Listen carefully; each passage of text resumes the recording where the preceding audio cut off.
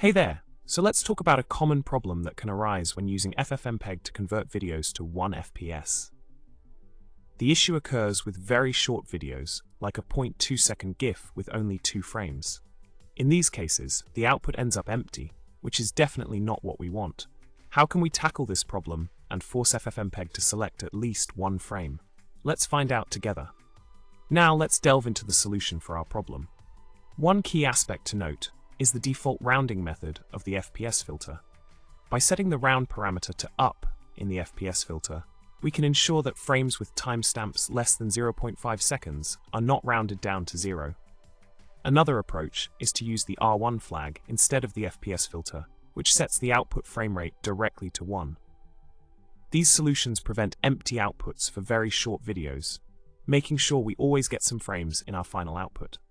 In summary, dealing with short videos and 1 FPS conversions in ffmpeg can be tricky, but by adjusting the FPS filter settings or using the R1 flag, we can ensure that at least 1 frame is selected. Remember, the key is to avoid those empty outputs. Thanks for watching, and remember to like, subscribe, and drop a comment with your thoughts. Until next time, happy video editing.